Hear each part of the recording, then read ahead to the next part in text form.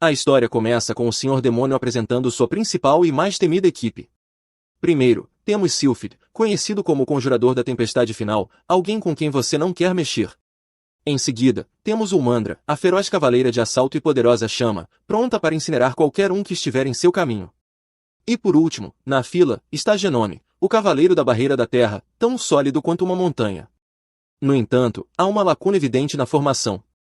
Ele está faltando um quarto membro, então ele usa magia de invocação e traz alguém de outro mundo. Apresentando como o Shimura, um suposto expatriado do exterior.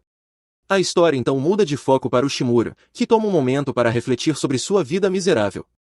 Ele é apenas um trabalhador comum que lutou para encontrar um emprego após uma difícil busca e, quando finalmente conseguiu ser contratado, trabalhou arduamente.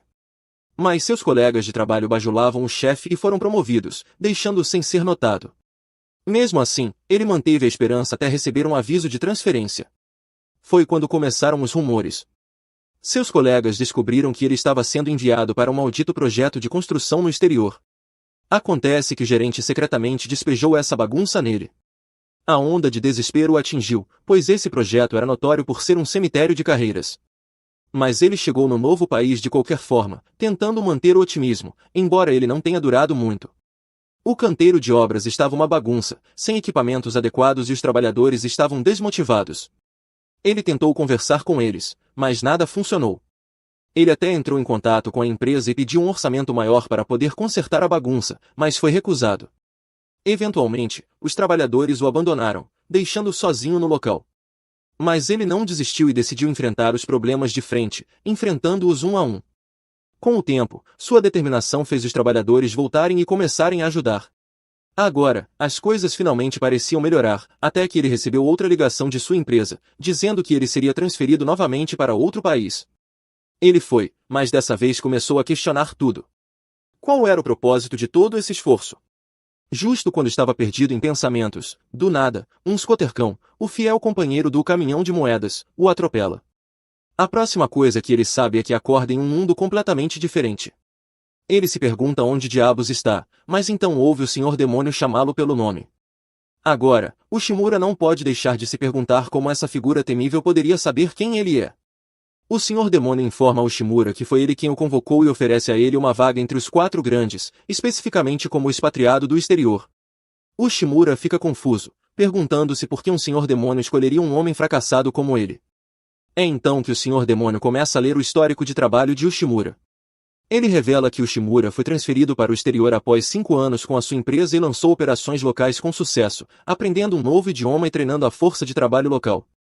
O Senhor Demônio acrescenta que sabia que Ushimura era o candidato perfeito assim que viu suas conquistas.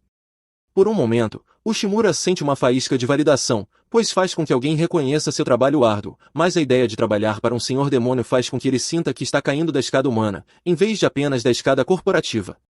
O Senhor Demônio continua, tentando melhorar a oferta, explicando os benefícios do cargo de um dos 4 grandes. Ushimura receberia um salário generoso, benefícios completos e autoridade equivalente a um diretor em seu mundo.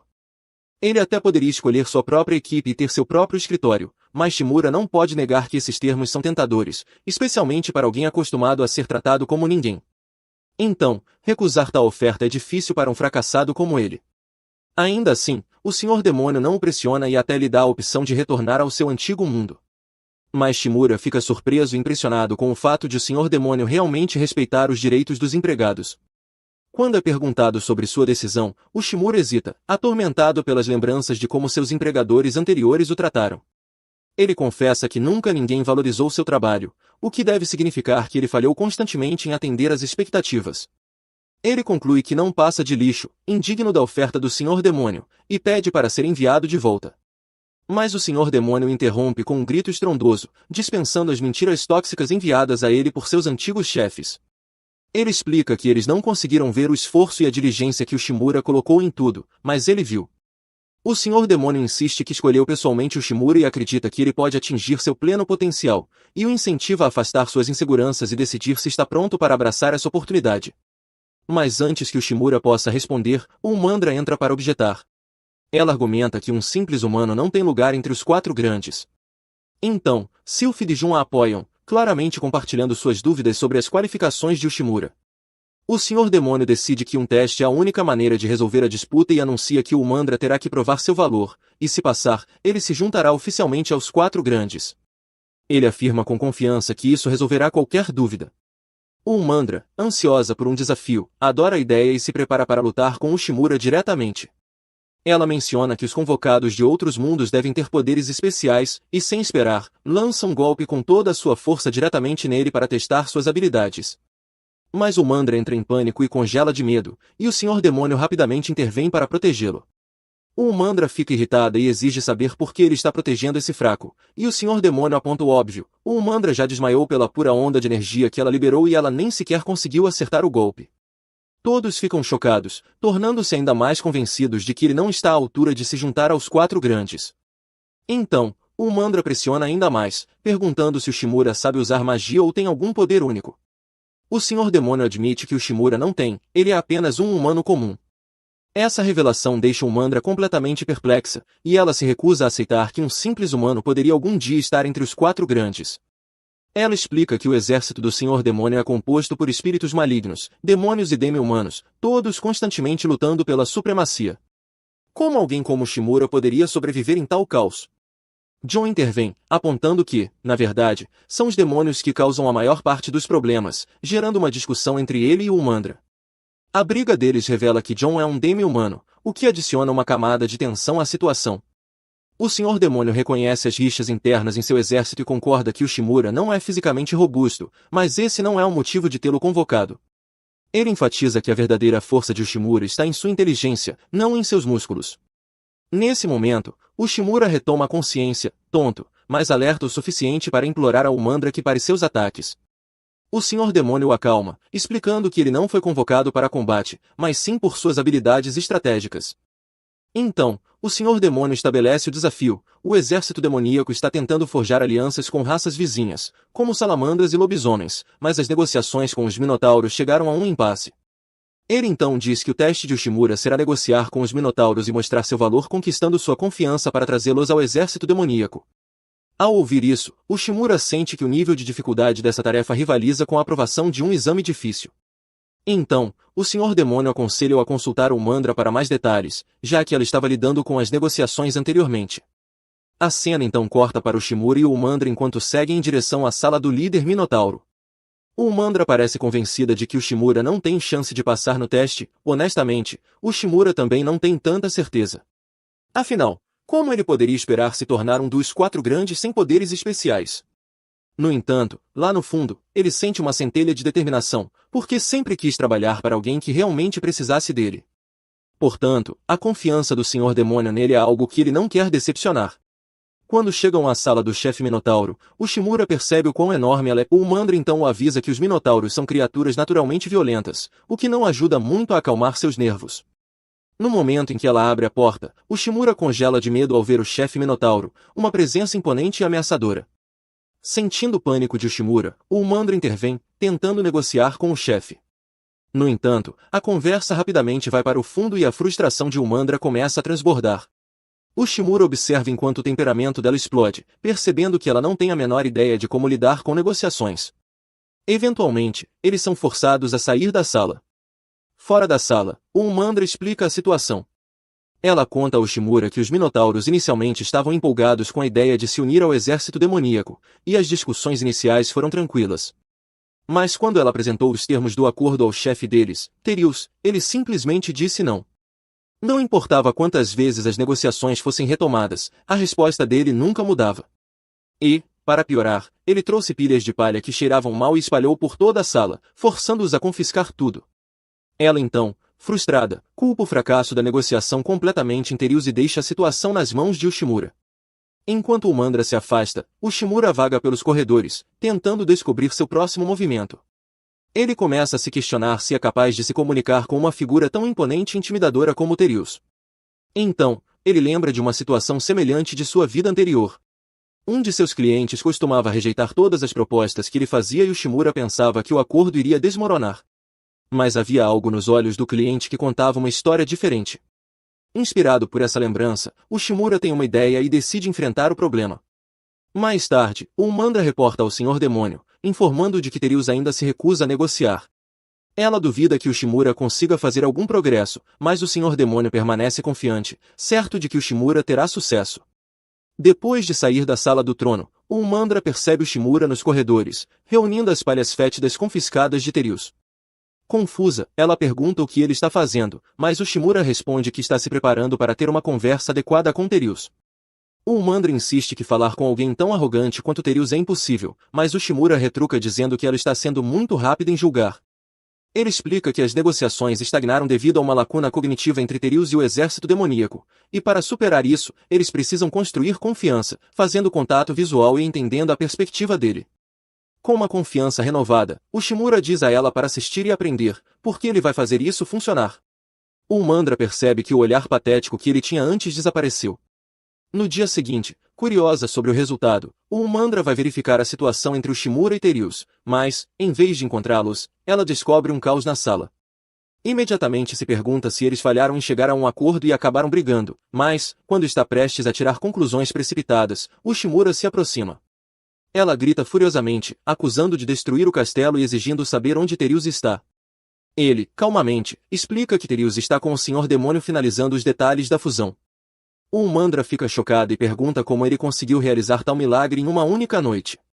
O Shimura revela que, após as negociações de ontem, os Minotauros concordaram em se juntar ao exército demoníaco, e ela fica surpresa por ele ter conseguido fazer Terius concordar com os termos do acordo durante a noite. Ela o pressiona por uma explicação, e o Shimura leva até a sala do trono para dar mais detalhes. Ele começa a explicar que Terius nunca realmente se recusou a negociar e, do ponto de vista dele, tudo estava indo bem, mas então o Shimura se lembra de um incidente de seu trabalho anterior, onde um cliente sempre dizia não durante as negociações. Naquele momento, ele pensou que o acordo estava desmoronando, mas, quando estava prestes a desistir, o cliente inesperadamente apertou sua mão e concordou com o acordo. Eles haviam visto o debate acalorado como um sinal de verdadeira paixão e envolvimento e só queriam continuar discutindo os termos com ele.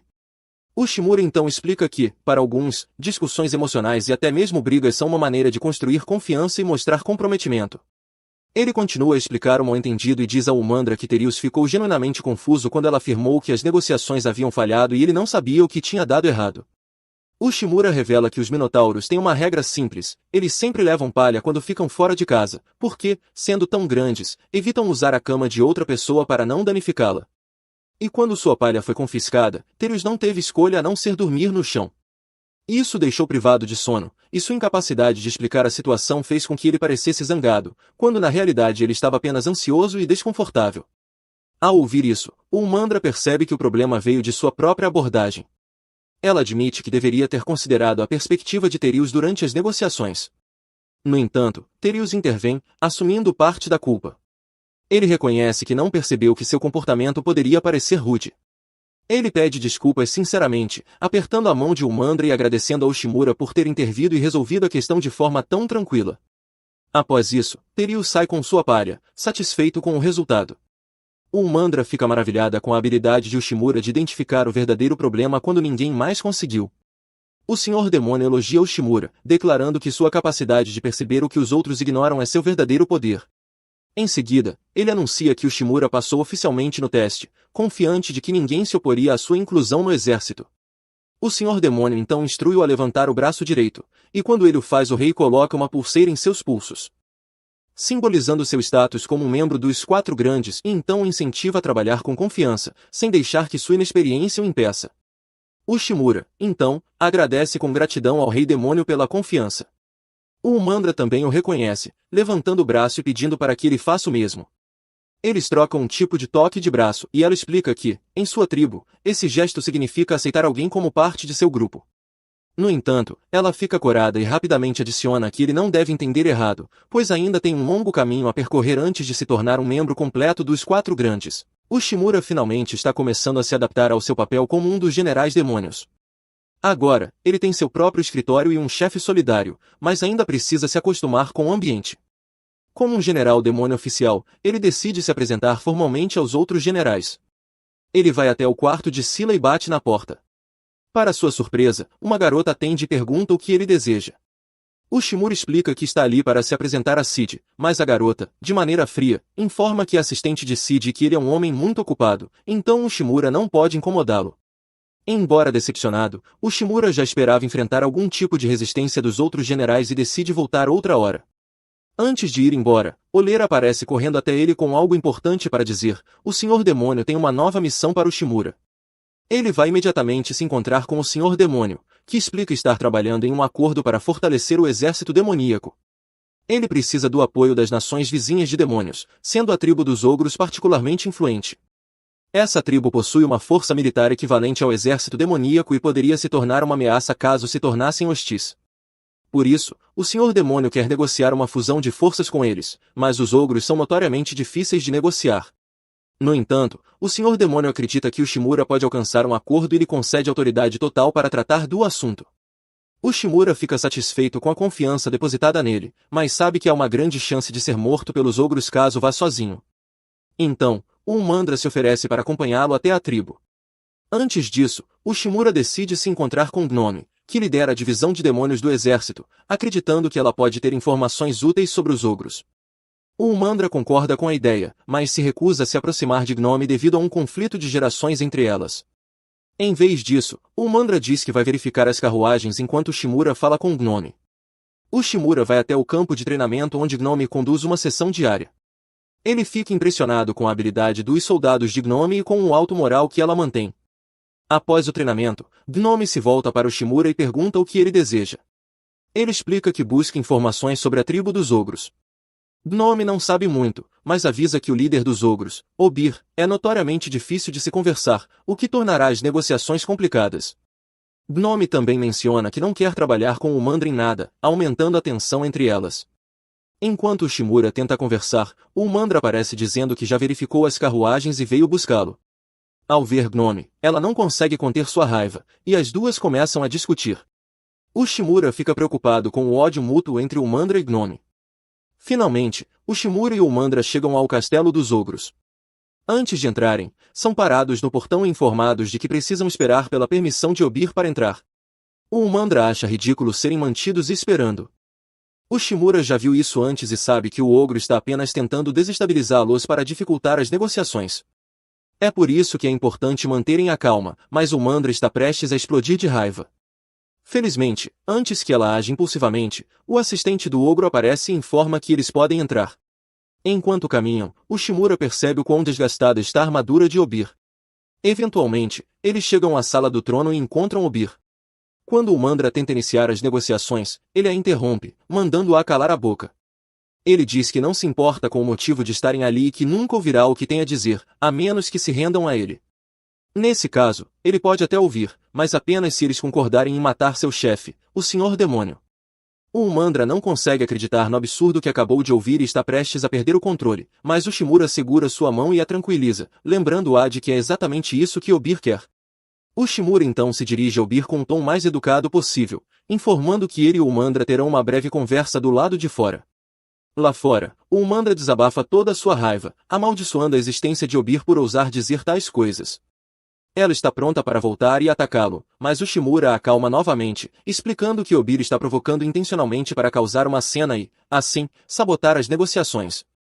Dessa forma, ele pode evitar rejeitá-las diretamente e culpar o fracasso nos dois.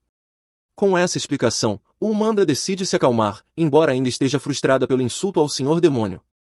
O Shimura também está furioso, mas sabe que agir com raiva apenas prejudicaria suas chances de sucesso.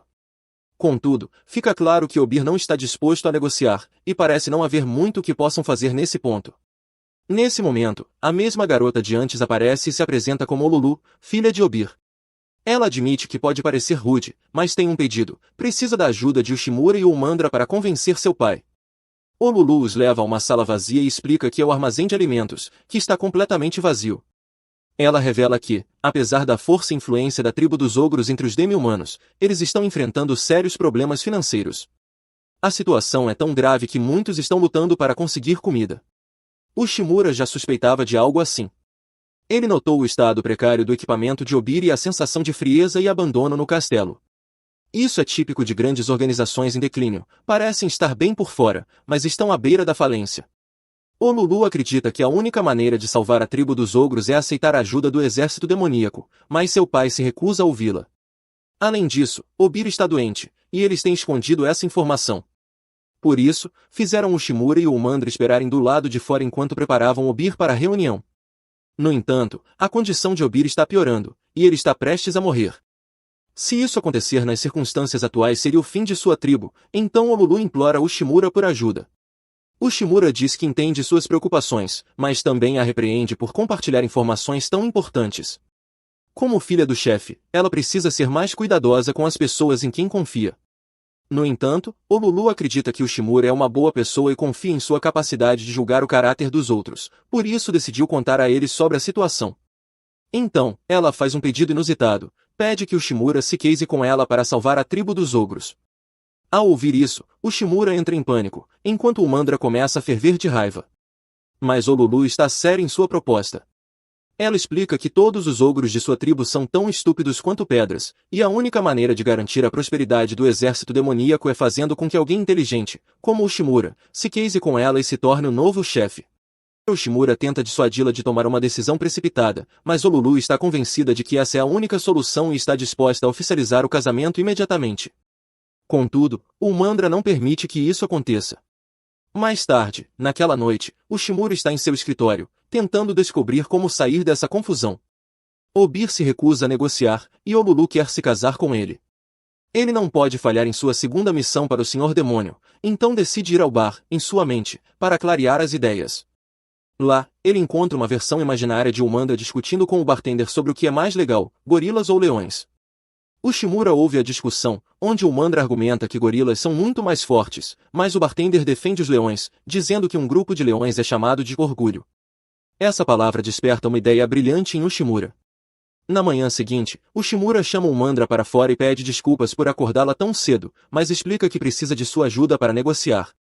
Para isso, eles precisam ir a outro lugar primeiro. Se tudo correr bem, será Obir quem implorará por uma reunião de negociação.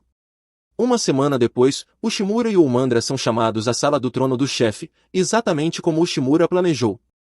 Obir está furioso, pois acaba de descobrir que todas as tribos vizinhas formaram uma aliança com o exército demoníaco na última semana e exige explicações.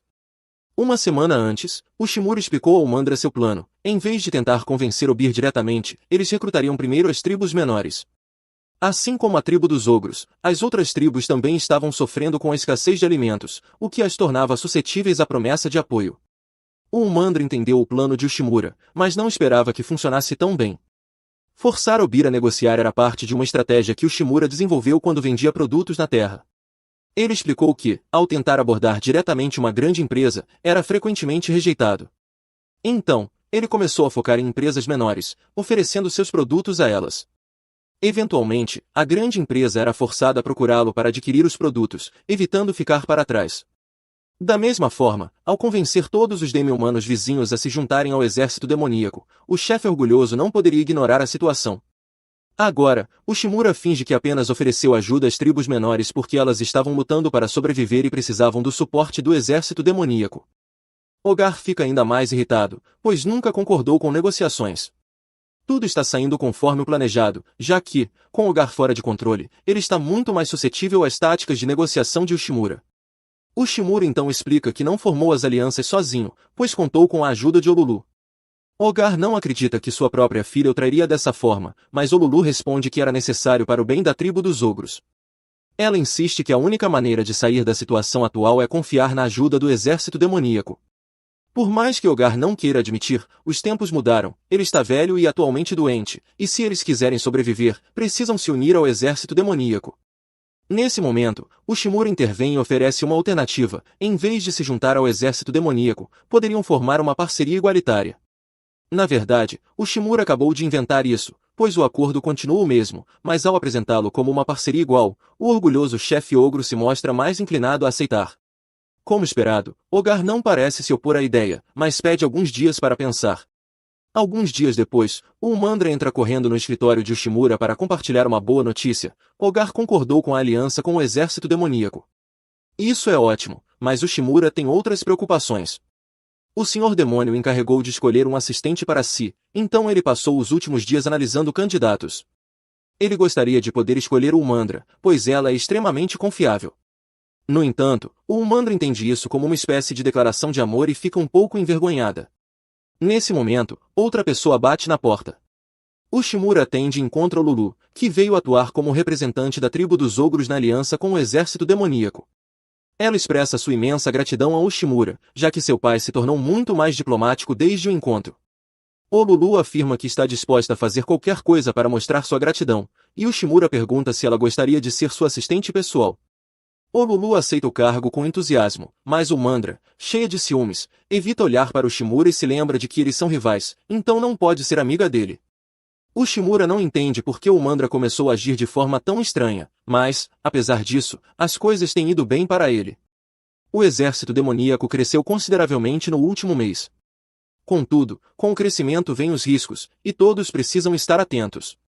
Alguns dias se passam, e o Shimura está trabalhando em seu escritório quando o Lulu entra para informá-lo de que alcançou um acordo com a tribo dos ursos, como ele havia pedido. Contanto que o Shimura cumpra as condições deles, a tribo apoiará o exército demoníaco. O Shimura fica satisfeito ao ouvir que tudo correu bem, mas o Lulu também tem outra novidade. Ela soube que o Shimura será recompensado por todo o esforço que tem feito, e a cerimônia de premiação será realizada em breve. Ela promete contar mais depois do intervalo para o almoço. O Shimura não faz ideia do que será premiado, mas, considerando como o Senhor Demônio o trata, tem certeza de que será algo melhor do que uma festa com pizza. Nesse momento, o Mandra entra em seu escritório trazendo o almoço para eles compartilharem, como sempre fazem. Embora o Shimura goste de comer com o Mandra, ele odeia o fato de que a única comida disponível no exército demoníaco é uma papa insossa. O Shimura entende as limitações logísticas de alimentar um exército inteiro, mas ainda deseja que ao menos houvesse carne para acompanhar a papa. Quando o Mandra ouve suas reclamações, ela apresenta a solução perfeita. Se o Shimura quer carne, eles devem ir buscá-la diretamente na fonte. Apesar de não gostar da ideia de caçar só para comer carne, essa não é a única razão pela qual o Mandra o trouxe até ali. Ela recebeu um pedido das tribos demoníacas próximas para exterminar uma criatura mágica que vinha atacando a região. Até agora, 5 orcs foram mortos pela besta, algo que o Shimura considera terrível, mas o Mandra vê como algo natural. Os fracos são devorados pelos fortes. Normalmente, seria trabalho da tribo dos orcs lidar com essas ameaças, mas a criatura em questão é forte demais para eles derrotarem. Por isso, o Mandra decidiu cuidar disso. Enquanto investigam, ela nota cogumelos crescendo sob uma árvore. Descobre que todos os orcs atacados estavam colhendo esses cogumelos raros. Assim, concluem que a criatura deve estar acampada por perto. Mal precisam esperar, pois o javali aparece quase imediatamente. O Mandra ordena que o Shimura se esconda enquanto ela enfrenta o monstro. O Mandra salta no ar e golpeia o rosto do javali, forçando-o ao chão. Porém, em retaliação, o javali começa a lançar pedras com os chifres. O Mandra consegue desviar facilmente, mas o Shimura, em pânico, mal consegue se proteger. O javali avança, derrubando árvores, e se dirige direto para o Shimura. Antes que ele seja atingido, o Mandra acerta um soco no estômago da criatura. Embora seja claro para o Shimura que o Mandra é incrivelmente forte, seus golpes até agora não foram fatais. Em uma luta comum, isso não seria um problema, mas, neste caso, o objetivo é caçar a criatura. O que falta ao Mandra é poder de finalização. O javali continua atacando com suas presas afiadas, e um erro de Mandra poderia ser fatal. Embora seus golpes causem trauma por impacto, isso não é suficiente. O Shimura percebe que ela precisa de uma arma, mas logo entende que o Mandra está se segurando. Ela evita usar todo o seu poder porque leva muito tempo para se recuperar dos efeitos. Porém, sem usar sua força máxima, ela não conseguirá vencer. Quando o javali tenta atacar novamente, o Mandra o detém com uma única mão. Poderia matá-lo com um soco naquele momento, mas isso estragaria a carne. Em vez disso, ela o levanta e quebra seu pescoço. Com o javali derrotado, o Mandra anuncia que agora podem comer carne, mas o Shimura já perdeu o apetite. Eles arrastam o corpo do javali até a vila dos orcs para mostrar que a ameaça foi eliminada. Os aldeões ficam extremamente gratos e impressionados com a força de Mandra. Enquanto o Mandra aproveita os elogios, ela sugere que todos compartilhem a carne do javali, já que é raro ter tanta carne disponível. Os aldeões ficam animados, mas o Shimura mal consegue acreditar que eles estão dispostos a comer a carne de um javali que estava a um ciclo evolutivo de se tornar um vizinho perigoso.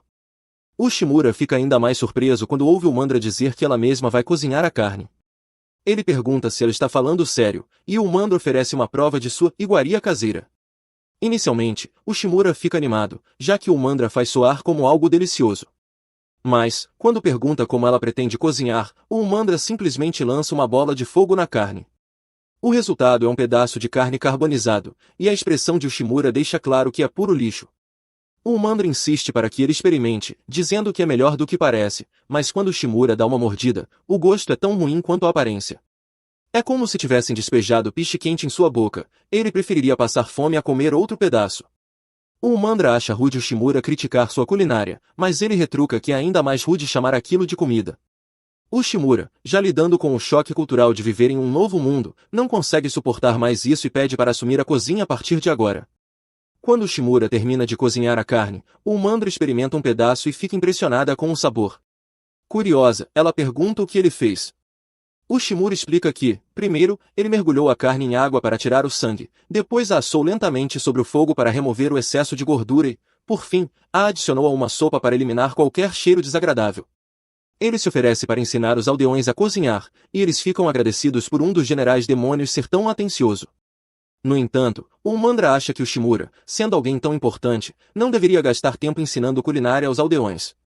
Ushimura discorda, explicando que sua tarefa é melhorar o exército dos demônios, e que um grande avanço em qualquer civilização está no desenvolvimento da culinária.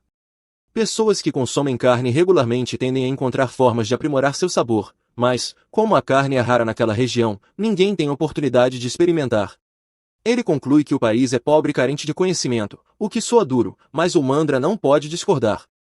Afinal, o território é, em sua maioria, estéril, e o país é fraco em comparação aos vizinhos. Justamente por isso, precisam trabalhar para mudar essa situação. Como um dos 4 grandes generais, o Mandra sugere que voltem ao castelo, mas Ushimura acha que não é uma boa ideia, já que já está escuro. O Mandra, no entanto, diz que isso não é um problema, pois pode iluminar o caminho com sua bola de fogo, algo de que ela se orgulha muito. Seu domínio mágico é uma habilidade única dos demônios, o que impressiona Ushimura. Ele também percebe que faz sentido os semidemonios, que não podem usar magia, treinarem incansavelmente para se tornarem lutadores eficientes, enquanto demônios como o Mandra dependem exclusivamente da magia. No entanto, ele acha que o Mandra poderia melhorar suas técnicas de combate. Por exemplo, embora sua força aumente drasticamente quando usa seu verdadeiro poder para transformar o corpo, leva tempo para ela se recuperar. Ushimura sugere que ela leve uma arma para ajudar no combate da próxima vez e que use uma armadura que cubra mais do corpo. Ao ouvir isso, o Mandra para no meio do caminho e apaga a luz. Ela entende que Ushimura pode estar certo, mas considera ofensivo o foco dele em eficiência. Irritada, ela decide que não pode ficar perto dele naquele momento. De repente, ela abandona Ushimura na floresta, e ele fica sem entender por que ela ficou tão brava. Ushimura percebe que ficar na floresta é praticamente uma sentença de morte, então corre de volta para a Vila dos Orcs em busca de segurança. Na manhã seguinte, ele se reúne com o Rei Demônio para relatar a missão. O Rei Demônio o parabeniza pelo sucesso, mas comenta que ouviu dizer que o Mandra voltou na noite anterior, enquanto Ushimura só chegou de manhã, escoltado pelos Orcs. Curioso, o Rei Demônio pergunta se algo ruim aconteceu entre os dois. Desesperado, Ushimura confessa que se sente indigno de ser um dos generais do exército demoníaco. O Rei Demônio o acalma e pede para explicar o ocorrido. Depois de ouvir tudo, o Rei Demônio percebe que Ushimura, sem querer, ofendeu o Mandra. No entanto, o mais importante agora é que eles resolvam a situação pelo bem do exército. Ele então dá uma ordem oficial: Ushimura deve encontrar uma maneira de se reconciliar com o Mandra. Ushimura acha a tarefa difícil, mas começa a refletir sobre a situação.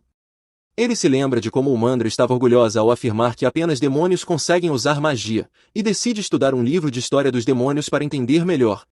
Ele descobre um capítulo que explica que o físico dos demônios é essencial para o poder mágico deles, razão pela qual os demônios têm tanto orgulho de seus corpos e costumam usar roupas muito reveladoras.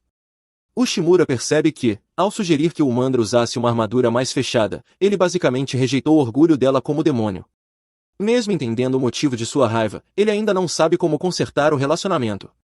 Enquanto isso, no castelo, Olulu acaba de cortar lenha e se prepara para sua próxima tarefa quando encontra uma Umandra furiosa e chorosa. O Umandra corre até ela, lamentando que Ushimura odeia e se recusa a elogiar seu corpo. Olulu, sem entender de início, ouve a história e percebe onde ocorreu o mal-entendido. Ela explica ao Umandra que, como humano, Ushimura tem valores muito diferentes. Em particular, Olulu sabe que Ushimura não vê exposição corporal como algo positivo. O Umandra fica incrédula, argumentando que esteve expondo seu corpo para Ushimura por semanas e ele nunca reclamou. O Lulu sugere que o Shimura provavelmente achava que o Mandra era apenas exibicionista e não questionava isso. Ao ouvir isso, o Mandra percebe que, se o Shimura se sentia desconfortável com seu corpo exposto, todos os gestos de afeto corporal que ela fez provavelmente pareceram comportamentos desviantes. Envergonhada e com raiva de si mesma por ter abandonado Shimura na floresta, ela começa a bater com a cabeça no chão. O Lulu implora para que ela pare, pois o chão não aguenta mais. O Mandra então pede conselhos sobre o que fazer. O Lulu compartilha uma conversa que teve com o Shimura quando começou a trabalhar como assistente dele. Ele havia dito a ela que queria que ela permanecesse fiel aos seus desejos, independentemente de qualquer coisa, para que se sentisse livre para discutir problemas e encontrarem juntos uma solução. O Lulu acredita que, apesar dos mal-entendidos, o Mandra pode se reconciliar com o Shimura, desde que conversem abertamente. Eventualmente, o Shimura e o Mandra se encontram em uma escada do castelo, ambos ansiosos para dizer algo importante. O Mandra se apressa em explicar ao Shimura que ela não é uma exibicionista, apenas queria que ele elogiasse seu corpo. Ao mesmo tempo, o Shimura admite que acha o corpo dela incrível. Os dois processam o que foi dito e, percebendo que finalmente estão na mesma página, o Shimura se desculpa com o Mandra. Ele admite que não sabia muito sobre demônios e não percebeu que o que disse poderia ser insultante. O Mandra aceita as desculpas dele e também se desculpa por ter reagido de forma exagerada, reconhecendo que não era culpa de Shimura não conhecer a cultura demoníaca. Ela admite que, mesmo estando com raiva, não deveria tê-lo deixado sozinho na floresta, especialmente porque ele quase morreu por causa disso. Sentindo-se culpada, o Mandra fica aliviada ao ouvir que o Shimura a perdoa, pois no final tudo deu certo. O Shimura fica feliz por terem resolvido o mal-entendido e acredita que agora, conhecendo um pouco mais um do outro, eles podem se tornar grandes parceiros. No entanto, ele ainda não percebe que o Mandra entende a palavra parceiros como uma proposta de casamento. Mais tarde, o Rei Demônio reúne seus subordinados para fazer um anúncio especial. Ele celebra as alianças formadas com várias tribos, que fortaleceram enormemente o exército demoníaco, e atribui o sucesso ao trabalho diligente de seu mais novo general, o Shimura. Como reconhecimento por suas conquistas, o Rei Demônio presenteia o Shimura com uma pedra mágica. O Shimura se sente profundamente honrado, mas não pode aceitar sozinho, já que não teria conseguido sem a ajuda de Mandra. Ele se aproxima dela, ajoelha-se e pede que ela aceite a pedra ao seu lado. O Mandra fica feliz, mas entra em pânico quando percebe que o Shimura fez isso publicamente, diante de todos os líderes do exército demoníaco. O que o Shimura não sabe é que, neste mundo, oferecer uma pedra mágica a alguém é literalmente o equivalente a uma proposta de casamento. Ele acaba de propor a ela na frente de todo o exército, e a única razão pela qual o Mandra não aceita imediatamente é porque está muito envergonhada com todos olhando.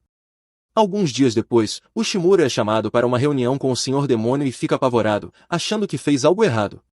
Como medida preventiva, ele começa a se desculpar e implora para manter seu emprego. O Senhor Demônio fica surpreso com a reação de Shimura e diz que ele não está com problemas. Na verdade, fizeram uma cerimônia de premiação para ele recentemente por ser tão bom no que faz. Dito isso, o Senhor Demônio tem algo que quer discutir com ele. Ele pergunta ao Shimura o que ele acha da relação atual entre os semidemoníos e os demônios do exército demoníaco. Pelo que o Shimura observou, parece que os semidemoníos se sentem inferiores aos demônios, já que apenas os demônios conseguem usar magia. Esse é exatamente o problema que o Senhor Demônio tem tentado resolver. Ele pede ao Shimura que encontre uma maneira de permitir que todos usem magia, pois assim os semidemoníos poderão se equiparar aos demônios. O Shimura acha que é um bom plano, mas vê um grande problema: ele mesmo não consegue usar magia, então como poderia encontrar uma solução para que todos pudessem usá-la? O Senhor Demônio percebe que é uma tarefa desafiadora, mas por isso ele presenteou Shimura com uma pedra mágica, dando-lhe total autoridade para decidir como utilizá-la para cumprir a missão. No entanto, ele não poderá fazer isso sozinho, então o Senhor Demônio designou um especialista em magia para ajudá-lo. O especialista é Silid, e o Senhor Demônio garante ao Shimura que Silid é muito competente com magia. Porém, avisa que o Shimura deve ser cuidadoso, pois Silid pode ser extremamente difícil de lidar. O Shimura afirma que entendeu e deixa a sala do trono do Senhor Demônio para procurar Silid. Enquanto isso, o Mandra observa escondida atrás de uma grade. Ela tem espionado Shimura sempre que pode nos últimos dias, tanto por curiosidade sobre o progresso de seu trabalho quanto por ainda estar animada com a proposta de casamento que o Shimura fez há poucos dias. O Shimura chega ao quarto de Silid e bate na porta. Quem atende é Belinda, que informa que Silid não está no momento e que ele terá que voltar mais tarde. Ela tenta fechar a porta, mas o Shimura coloca o pé na entrada, insistindo em entrar de qualquer forma. O Umandra vê tudo isso e começa a ficar irritada, achando que o Shimura está flertando com outra mulher depois de já ter proposto o casamento a ela. Dentro do quarto de Silid, Belinda tenta convencer o Shimura a ir embora, dizendo que Silid não está lá. Mas ele não acredita, pois sabe que Belinda, na verdade, é Silid disfarçada. Belinda tenta negar, mas o Shimura tem dois motivos para acreditar que ela está mentindo. Primeiro, ele memorizou a lista de todos os oficiais do exército demoníaco e não há ninguém chamado Belinda nela. Segundo, o próprio Senhor Demônio já havia contado que Silid gosta de se disfarçar para evitar trabalho. Silid percebe que foi descoberta e admite que o Shimura está certo. No entanto, ele ainda não entende por que ela fingiria ser sua própria assistente. Silid explica que, se todos soubessem sua verdadeira identidade, a sobrecarregariam de tarefas, e ela odeia trabalhar. Mesmo assim, o Shimura tem algo importante para discutir com ela, então pede que reserve um tempo para falar sobre ferramentas mágicas. Contudo, Silid se recusa categoricamente a ajudar. Ela não faz nada que exija esforço, mesmo sob ordens diretas do Senhor Demônio. Além disso, ela já criou algo parecido no passado e não vê razão para recriar agora. O Shimura não fazia ideia de que Silid havia tentado criar ferramentas mágicas anteriormente. Como ele demonstra interesse, Silid decide mostrar sua invenção. Ela pega um objeto e informa que ele é feito de uma base mineral que facilita a passagem de magia, com camadas de pedras mágicas no topo. Com essa configuração, o objeto pode lançar todos os tipos de magia, exatamente o que o Shimura procura. Ele pergunta a Silid se pode obter permissão para produzir isso em massa. Silid responde que ele é livre para fazer o que quiser, mas o protótipo custou 50 milhões para ser produzido. Portanto, ele precisará de um esquema financeiro incrível para viabilizar a produção em massa. O dispositivo exige pedras mágicas de alto nível para ser fabricado, o que naturalmente o torna caro. O Shimura fica chocado ao saber o custo e entende por que Silid nunca colocou a invenção em produção. No entanto, ele não se deixa abater e pergunta se seria possível reduzir o número de feitiços que o dispositivo pode lançar. De acordo com Silid, o dispositivo requer pedras mágicas de alto nível para lançar vários tipos de magia. O Shimura sugere limitar o dispositivo a apenas um feitiço. Silid fica intrigada, pois nunca tinha pensado nisso, e após refletir, confirma que limitar o dispositivo a um único feitiço reduziria significativamente o custo, permitindo o uso de pedras mágicas de baixo nível na produção. Ela fica impressionada com a ideia de Shimura, que teve a sugestão tão rapidamente. Por coincidência, ele tem uma pedra mágica em mãos e pergunta se ela seria suficiente. Silid começa a se interessar pela ideia e, como já possuem todos os materiais necessários, decide começar a trabalhar imediatamente.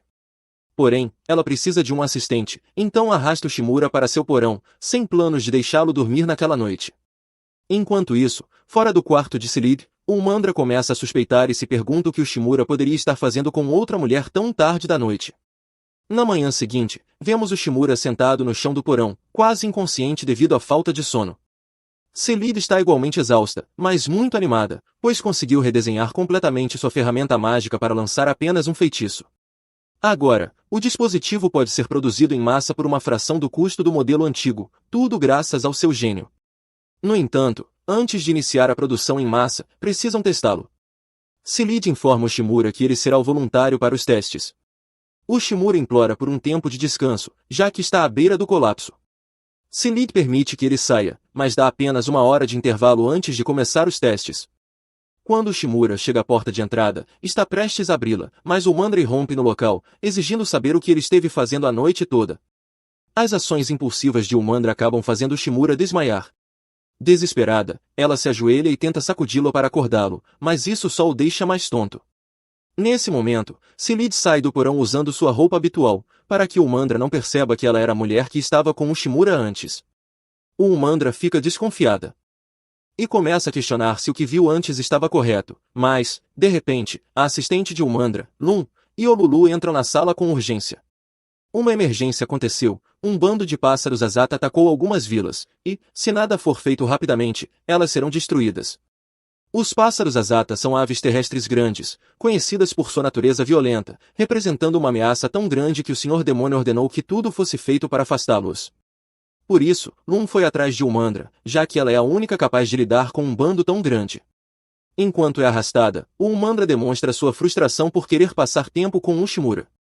No entanto, Silid vê isso como a oportunidade perfeita para testar seu novo dispositivo mágico e decide levar o Shimura ao campo de batalha. Assim que chegam, Ushimura pede aos moradores locais que se afastem um pouco, pois o que estão prestes a fazer pode ser perigoso. Sealy ajusta a pedra mágica para lançar um feitiço de fogo simples e entrega a Ushimura para que ele a teste. Antes disso, Ushimura pergunta se o dispositivo possui recursos de segurança. Sealy garante que, mesmo que exploda, Ushimura perderá apenas um braço, o que não o tranquiliza.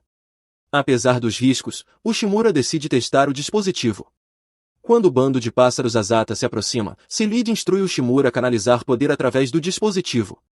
Ele faz um som estranho ao ser ativado, mas Sealy diz que isso é normal. Ela orienta Ushimura a imaginar que o dispositivo é uma extensão de seu corpo e a deixar a energia fluir até acumular em sua mão direita. Seguindo as instruções, Ushimura consegue formar uma bola de fogo na mão, ficando surpreso por finalmente usar magia. Com o sucesso da primeira fase, Sealy ordena que Ushimura comece a atacar os pássaros. Ele lança uma bola de fogo em um dos pássaros, obliterando-o encorajado. Ushimura continua lançando bolas de fogo, sentindo-se poderoso pela primeira vez desde que chegou a este mundo. No entanto, esse sentimento não dura muito, pois o dispositivo queima e deixa de funcionar. Quando um dos pássaros está prestes a atacá-lo, Sealy cria uma barreira ao redor de Ushimura, protegendo-o. Ushimura tenta usar o dispositivo novamente, mas percebe que ele está apenas atraindo os pássaros ao invés de lançar magia. Sealy intervém e derrota os pássaros que se aproximam, perguntando por que Ushimura não está mais usando o dispositivo. Ele mostra o cristal, que claramente foi sobrecarregado. Sealy conclui que cristais mágicos de baixo nível não são suficientes para sustentar o dispositivo, declarando o experimento um fracasso por enquanto. Apesar disso, conseguiram afastar os pássaros, e os aldeões comemoram preparando um ensopado com a carne das aves. Enquanto Ushimura pega uma tigela de ensopado, Sealy está sob uma árvore brincando com uma criança demi-humana.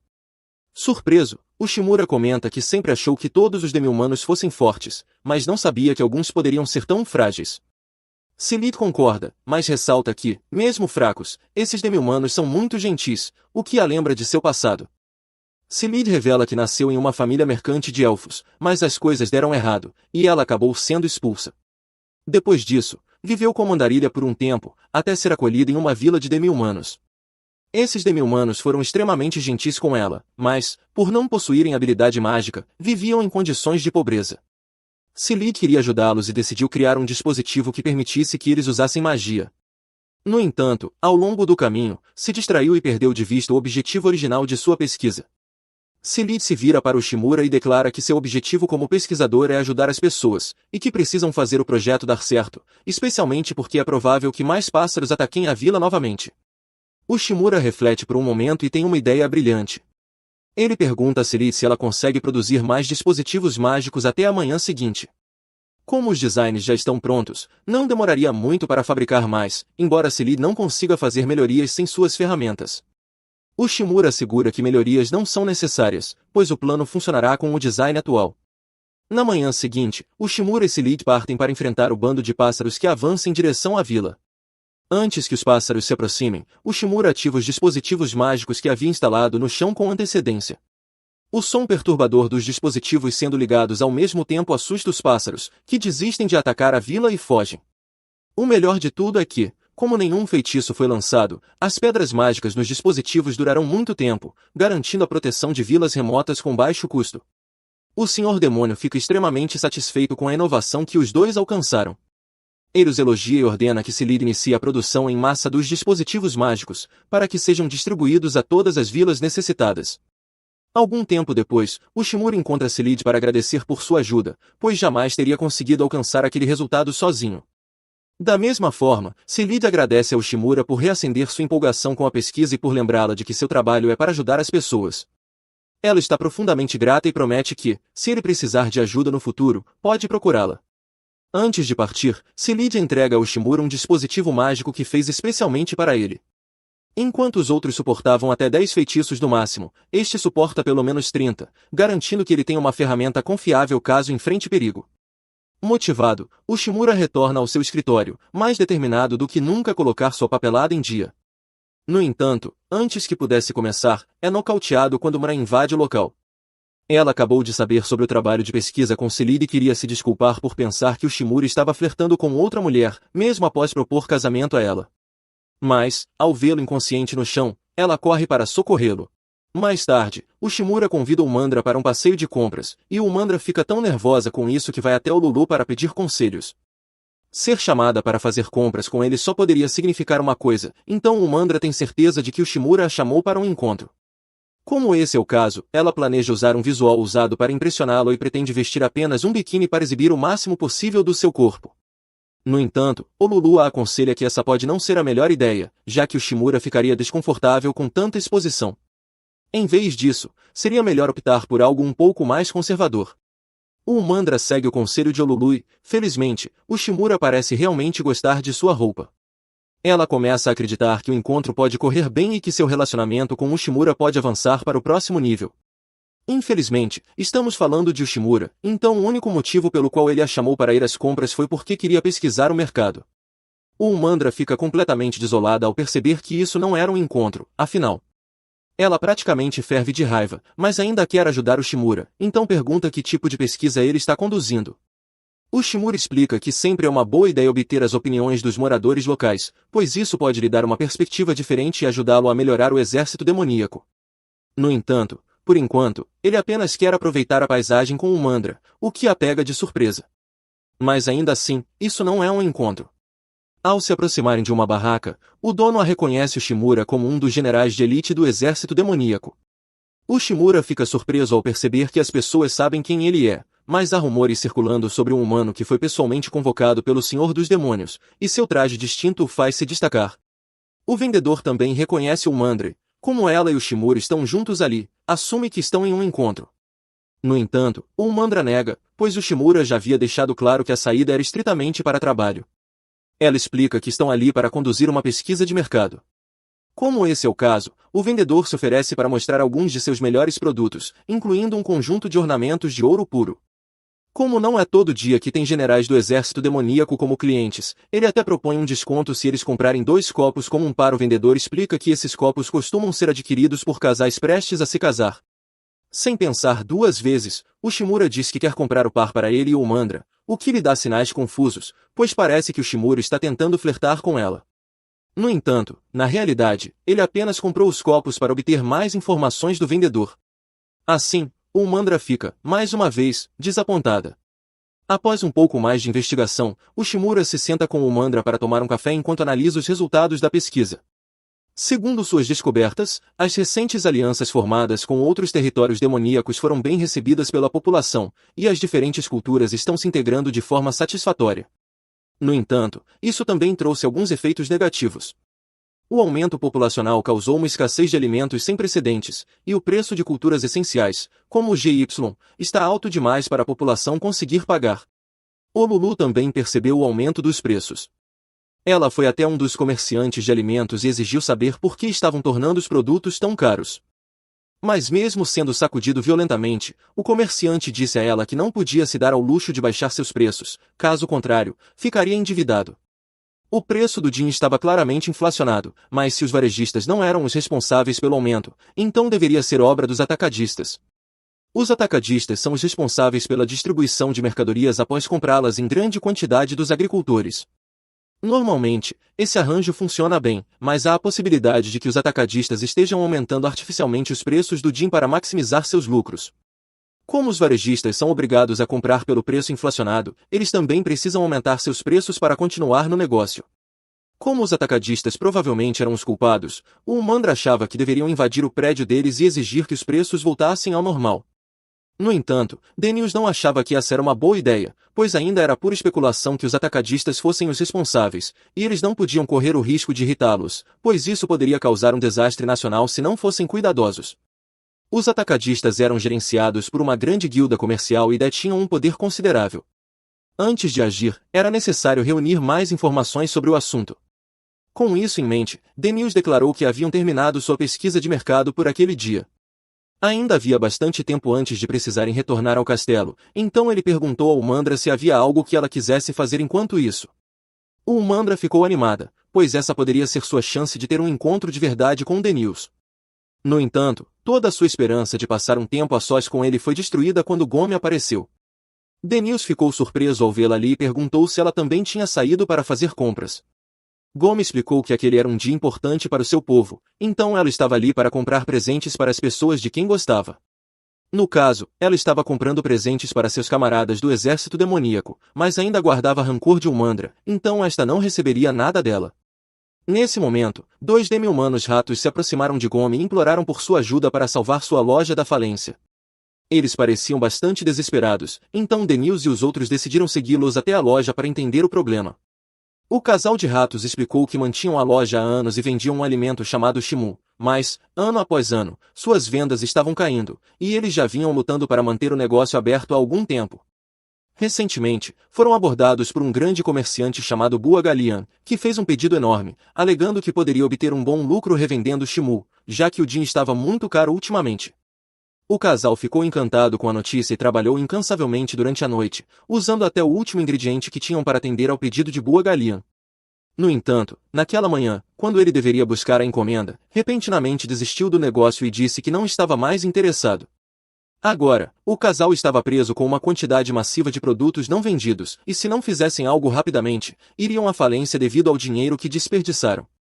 O problema era sério, mas Gomi não conseguia pensar em uma solução, então recorreu a Denils, pois tinha ouvido falar que ele era um bom solucionador de problemas. Ela perguntou se ele tinha alguma ideia para ajudar o casal a salvar sua loja. Felizmente, com as informações que reuniu no mercado naquele dia, Denils disse que tinha a solução perfeita.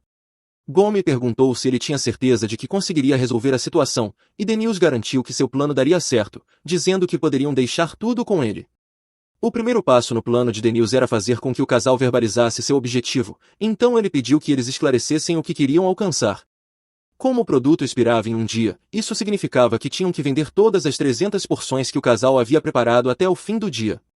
Denki experimentou um pouco do Shimu mais cedo e percebeu que era bem semelhante ao mochi do Japão. No entanto, faltava um elemento essencial. Assim como o mochi, o Shimu não tinha um sabor distinto por si só, o que permitia que fosse combinado com vários acompanhamentos e temperos para torná-lo mais interessante. Agora, a única coisa a fazer era decidir qual sabor adicionar ao Shimu. Para isso, Denki perguntou ao casal sobre sua base de clientes. Eles responderam que, por ser um alimento tradicional, o Shimu não era muito popular entre os jovens e, atualmente, até os mais velhos estavam perdendo o interesse. Para ser honesto, o casal entendia o motivo, pois eles mesmos estavam cansados do sabor sem graça. O Umandra não podia acreditar que eles ainda escolhiam vender Shimu quando nem ao menos gostavam mais dele, mas isso não vinha ao caso. O tempo estava se esgotando antes que o Shimu estragasse. Denis sugeriu que dividissem o trabalho. Ele e o casal ficariam ali para pensar em boas combinações de sabor para o Shimu, enquanto mandaria os outros até as lojas que ele anotou em sua lista para pedir ajuda com o plano. Depois de reunir tudo o que precisavam, o Shimura foi ao mercado levando um tambor para atrair a atenção das pessoas. Ele anunciou que aquele dia era o dia de Ruia e convidou todos a participarem das festividades que havia preparado. A multidão parecia intrigada, pois a celebração parecia divertida, mas ninguém sabia o que significava o dia de Ruia. Então, o Shimura começou a explicar. Pelo que ele aprendeu, o feriado era baseado em uma antiga lenda sobre uma bela jovem e um homem que vendia Shimu. Certo dia, os dois se encontraram no mercado e se apaixonaram instantaneamente. No entanto, um homem poderoso queria tornar a jovem sua esposa. Como ela claramente não estava interessada na proposta do rei, ele ficou enciumado e proibiu a moça de ver seu amado novamente. Mesmo assim, os dois continuaram a se encontrar às escondidas, e sob o céu estrelado, comeram Shimu juntos enquanto desejavam poder viver livremente, sem precisar se esconder. Foi então que os céus ouviram suas preces e os levaram para o céu noturno, onde puderam viver felizes para sempre. Essa lenda é a base do festival de Rui e disse que, se você trocar Shimu com alguém que ama e comerem juntos, seu desejo pode se tornar realidade. A multidão ficou fascinada com a história de Ushimura e quis comprar Shimu para experimentar a tradição. Coincidentemente, o Shimura conhecia um casal que tinha uma grande quantidade de Shimu disponível. A maioria das pessoas via o Shimu como algo sem graça e sem sabor, mas, depois de um brainstorming contuso, o casal conseguiu mudar isso e criou novas e empolgantes variações do produto. As pessoas começaram a comprar Shimu em grande quantidade. Embora o Mandra confiasse que o Shimura encontraria uma solução, ela ainda ficou surpresa ao ver que ele conseguiu convencer tantos jovens a comer um lanche tradicionalmente consumido apenas pelos mais velhos. O Shimura explicou que, quando a popularidade de um produto começa a cair, é possível revitalizá-lo mudando o público-alvo. Durante a pesquisa de mercado, ele percebeu que havia um grande número de jovens e suas famílias no mercado. Quem melhor para atrair do que esse novo público com uma estratégia de marketing renovada e novos sabores? O Shimura não se surpreenderia se o Shimu se tornasse um sucesso novamente. O Shimu se tornou o item mais vendido do mercado da noite para o dia. Na verdade, o Shimura já está pensando em planos para abrir lojas em cadeia e expandir para o exterior a fim de aumentar os lucros, mas a Londra logo o tira de seu frenesi empresarial. Mais tarde naquela noite, quando a multidão começa a se dispersar, o Shimura e Mundra vão encontrar o casal, que não consegue agradecer o suficiente pela ajuda, pois conseguiram vender todo o estoque graças a eles. O Shimura diz para não se preocuparem, pois o sucesso deles não foi apenas por causa dele, mas também pelo trabalho árduo do casal, pela ajuda de Mundra e até de Gomi. Naomi pode ter saído no início, mas, durante o dia, o Shimura ouviu de alguns demi-humanos que Naomi havia recomendado a loja a eles, então ela deve ter espalhado a notícia sobre o Shimu para ajudá-los. Ainda assim, para demonstrar gratidão, o casal oferece um prato de Shimu para o Shimura e a Londra compartilharem, e o Shimura aceita com prazer. Mundra começa a corar porque se lembra da parte da lenda que diz que compartilhar Shimu com alguém significa que você o ama. Para o Shimura estar tão ansioso para dividir com ela, só pode significar uma coisa. Ela tenta não criar expectativas muito altas, mas então o Shimura tira as taças de casamento que comprou mais cedo e diz que quer dar uma delas para Londra. A evidência de que ele quer se casar com ela é esmagadora neste ponto, então Mundra pergunta o que ele pretende desejar enquanto compartilham o Shimu. Sem hesitar, o Shimura responde que deseja o sucesso de seu próximo projeto, deixando Mundra mais uma vez desapontada. Mais tarde naquela noite, o Shimura vai se encontrar com o Senhor Demônio, pois tem algo importante para discutir com ele. Durante sua pesquisa de mercado, ele descobriu muitas informações úteis, mas, mais notavelmente, encontrou alguns ornamentos dourados à venda. Esses ornamentos vêm de uma nação vizinha conhecida como País Dourado, devido às suas abundantes minas de ouro. Se o Senhor Demônio pretende expandir o exército demoníaco, o Shimura sugere que eles estabeleçam laços comerciais com o País Dourado. O Senhor Demônio acha essa ideia excelente e diz que iniciarão as negociações comerciais o mais rápido possível, já sabendo exatamente o que oferecer em troca. Ele pega um dos dispositivos mágicos e diz que os trocarão com o País Dourado. No entanto, o Shimura não acha que isso seja uma boa ideia, já que os dispositivos mágicos são uma tecnologia exclusiva do exército demoníaco e não deveriam ser vendidos tão facilmente. No entanto, o Senhor Demônio vê a situação de outra forma. Não importa o que façam, a tecnologia acabará sendo roubada por forasteiros ou replicada, mas algo que não pode ser copiado são as pessoas. Contanto que o Senhor Demônio tem indivíduos talentosos, como seus 4 generais, ao seu lado, ele tem certeza de que serão capazes de criar dispositivos mágicos ainda mais poderosos no futuro. Ele dá ao Shimura permissão para cuidar de todas as negociações sobre o assunto, mas também o alerta para ter cuidado, pois o rei do País Dourado é um homem formidável. O dia logo chega para o Shimura iniciar as negociações, e ele está se preparando para viajar para o Reino Dourado para se encontrar com o rei. Antes de partir, o Umandra o encontra perto da carruagem e sugere acompanhá-lo, pois está preocupada que o Shimura possa se meter em encrenca. No entanto, essa negociação é sua primeira missão solo, então ele diz que precisa fazer isso sozinho. O Umandra entende que ele quer seguir sozinho, mas o alerta de que o Rei do Reino da Fúria tem um temperamento extremamente curto, então o Shimura precisa ter cuidado com as palavras ao falar com ele. Por exemplo, o rei já alimentou um comerciante a um crocodilo porque ele insistia em vender uma garantia estendida para uma carruagem. Ao ouvir isso, o Shimura começa a se preocupar também. Ainda assim, ele precisa seguir em frente. Sua carruagem parte, e enquanto ele se afasta, o Umandra grita palavras de encorajamento e o lembra para ficar longe das mulheres do Reino Dourado. Após uma longa viagem, o Shimura finalmente chega ao Reino Dourado, conhecido como Rampage, e ele é tão vibrante quanto dizem os rumores. Ele está contente por prosseguir com as negociações com esse país porque, até agora, o exército demoníaco só exportava colheitas como meio de obter moeda estrangeira. No entanto, devido ao aumento repentino da população, não apenas o exército tem consumido todo o seu próprio suprimento de grãos, mas também precisou começar a importá-los. Para resolver esse problema, o Shimura pretende negociar algo valioso, como ouro, e não há lugar melhor para adquirir ouro do que o Reino Dourado. O Shimura consegue facilmente uma audiência com o rei graças à sua posição como um dos generais de elite do exército demoníaco e, depois de alguns momentos, o rei de Rampage entra na sala do trono. O Shimura abaixa a cabeça para cumprimentá-lo e começa a se apresentar, mas o rei já sabe tudo sobre ele. Ele sabe que o Shimura foi invocado para este mundo há alguns meses como um dos generais demoníacos, desde então, expandiu a influência do exército demoníaco e implementou várias reformas. De acordo com tudo que ouviu, o rei acredita que o Shimura é uma pessoa talentosa, mas há algo que ele não entende. Se o Shimura tem sido um dos generais do exército demoníaco por vários meses, por que esta é a primeira vez que ele vem cumprimentar o rei? O rei está claramente irritado, e o Shimura não sabe o que dizer, então começa a se desculpar. Mas, do jeito que as coisas estão indo, parece que as negociações podem fracassar antes mesmo de começarem. O rei então pergunta se há algum motivo específico para essa reunião, e o Shimura aponta para o carrinho atrás dele, dizendo que trouxe uma oferenda para o rei. Ele apresenta uma coleção dos melhores talheres de prata que o exército demoníaco tem a oferecer. No entanto, como se trata do rei do Reino Dourado, ele se sente profundamente insultado por o Shimura ter a ousadia de lhe trazer prata como presente. O rei agora está de péssimo humor, e o Shimura se desculpa, mas isso fazia parte de seu plano o tempo todo. Ele então retira um dispositivo mágico e diz que irá oferecê-lo como um pedido de desculpas, já que o rei não ficou satisfeito com a prata. Inicialmente, o rei não fica impressionado com o dispositivo, pois ele claramente foi feito com uma pedra mágica de baixo nível. No entanto, embora isso seja verdade, o Shimura informa ao rei que este dispositivo mágico é capaz de afastar bestas mágicas. É uma invenção original do exército demoníaco, sendo impossível encontrá-lo em qualquer outro lugar. E o Shimura sabe muito bem que o Reino Dourado tem um certo problema com bestas mágicas em suas terras.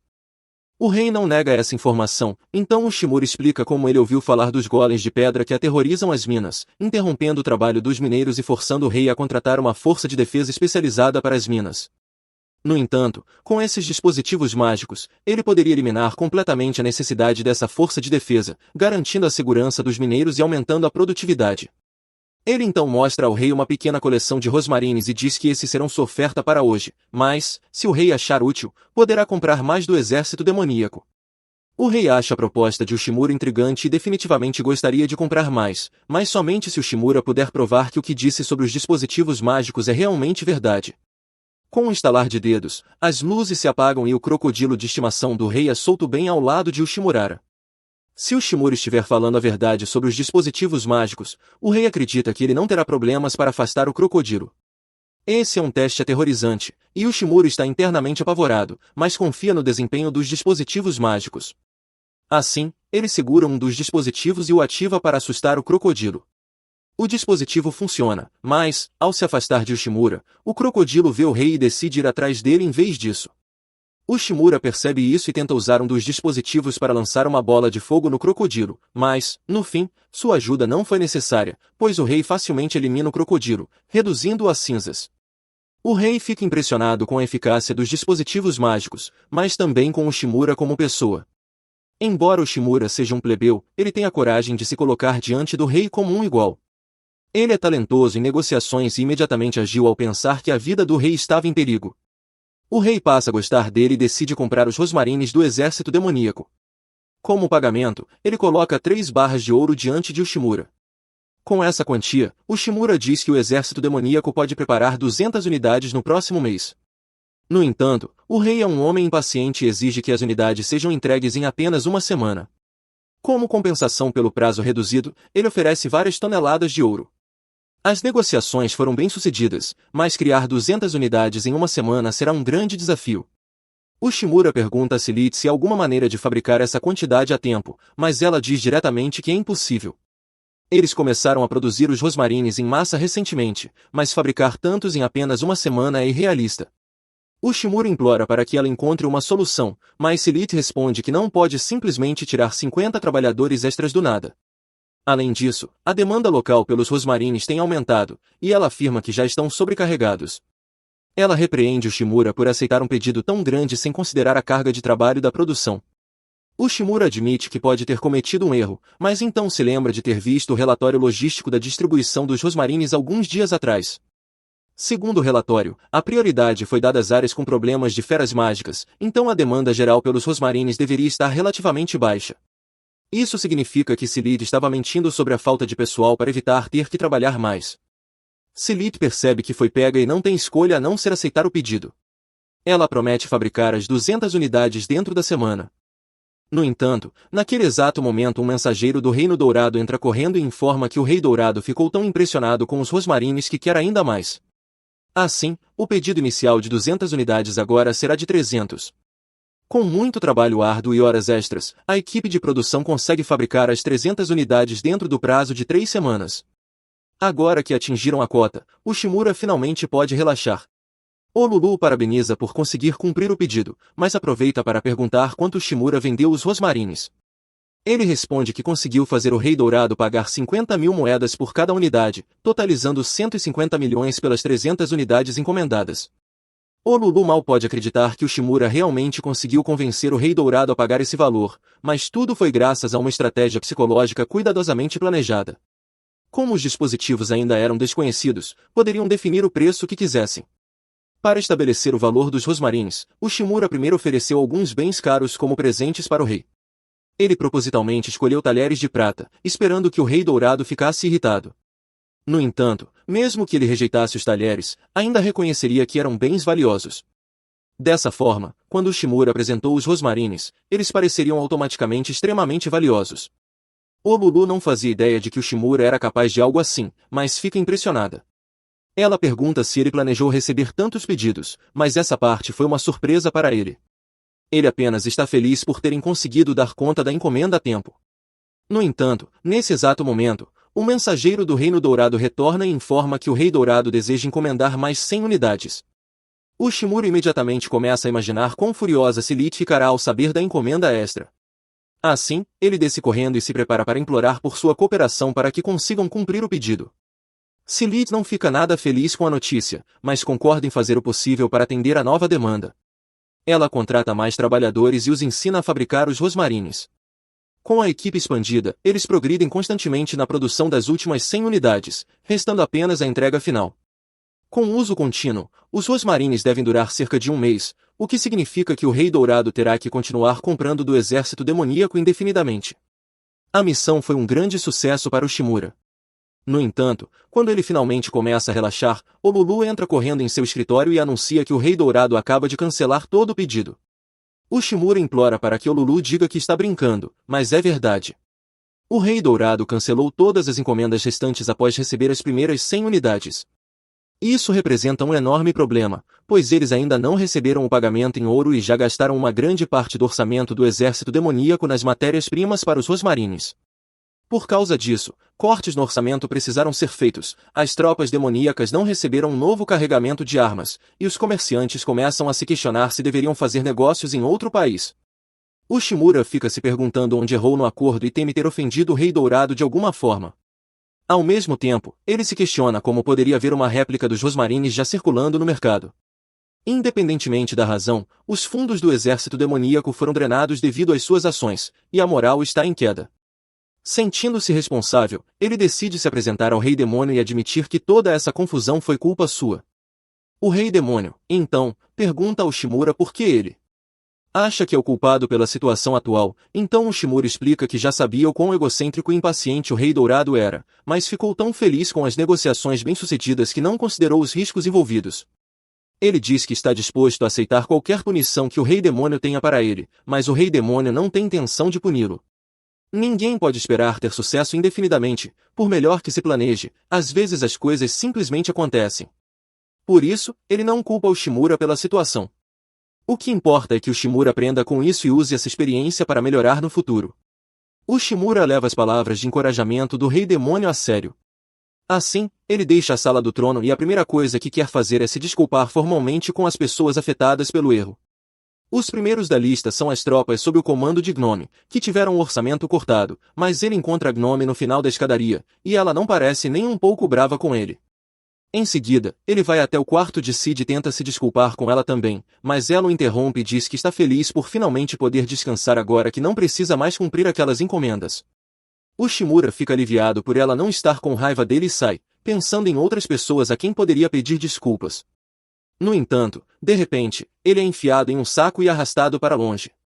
Ele pensa que isso deve ter sido feito por alguém que quer vingança por todo o problema que ele causou, então, assim que consegue se libertar do saco, ele começa a se desculpar novamente. Porém, a pessoa que o sequestrou é o Mandra, e ela não está tentando se vingar, ela só queria compartilhar uma refeição com ele. Os dois se sentam juntos, e o Shimura pergunta se ela está tentando animá-lo. O Mandra fica toda atrapalhada, mas admite que era exatamente isso que estava tentando fazer. O Shimura agradece por sua consideração, e o Mandra percebe que pode ser o momento perfeito para fortalecer seu relacionamento com o Shimura, então ela começa a se aproximar dele. Mas, de repente, o Lulu aparece atrás dos dois, fazendo com que o Mandra se afaste apressadamente. O Lulu só queria oferecer frutas para os dois, mas, ao se aproximar, percebe que pode ter interrompido um momento especial entre eles. Mais tarde, naquela noite, o Lulu e o Mandra acabam dormindo. O Shimura cobre as duas para que não peguem frio e se sente grato por ter colegas como elas. Ninguém ali o condenou por seu fracasso, pelo contrário, todos tentaram animá-lo. Por isso, o Shimura decide que fará de tudo para garantir que o exército demoníaco se recupere. Ao mesmo tempo, vemos o Rei Dourado fechando um acordo pelos rosmarines mais baratos. Como essas versões são igualmente eficazes e custam apenas metade do preço, o Rei Dourado não hesitou em mudar de fornecedor. No entanto, ele fica curioso sobre como o Buda Galan conseguiu adquirir os rosmarines. Malion apenas sorri e responde que esse é um segredo comercial, o que significa que ele definitivamente fez algo ilegal. Esse foi o fim do episódio 6.